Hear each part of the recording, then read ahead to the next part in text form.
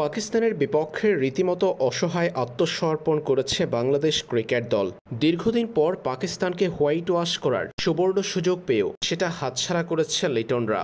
৩ ম্যাচের টি-20 সিরিজের প্রথম ২ টি-20 ম্যাচ জিতে সিরিজ নিজেদের করে ফেলেছিল বাংলাদেশ।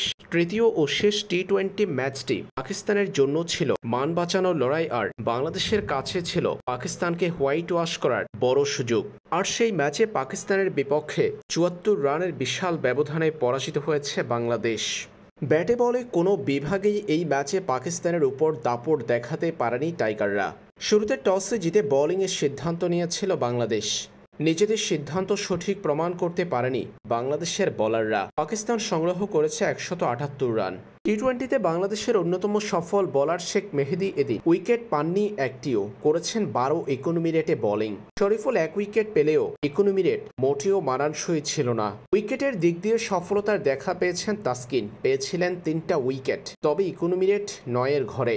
হঠাৎ দলে অন্তর্ভুক্ত হওয়া মেহেদী হাসান মিরাজ একবার বোলিং করে দিয়েছেন ১৪। সব মিলিয়ে বোলারদের কেউই নিজেদের সেভাবে মেলে ধরতে না পারায় পাকিস্তান স্কোর বোর্ডে জড়ো করেছে ১৭৮। ১৭৯ রানের টার্গেটে ব্যাটিং করতে নেমে বাংলাদেশের ব্যাটিংয়ে ২ অঙ্কের ঘরে পৌঁছেছে কেবল ৩ জন। দলের সর্বোচ্চ রান সংগ্রহকারী pace bowling allrounder Mohammad Saifuddin. ব্যাটারদের কেউই নিজেদের ন্যূনতম ব্যাটিংটাই করতে পারেনি।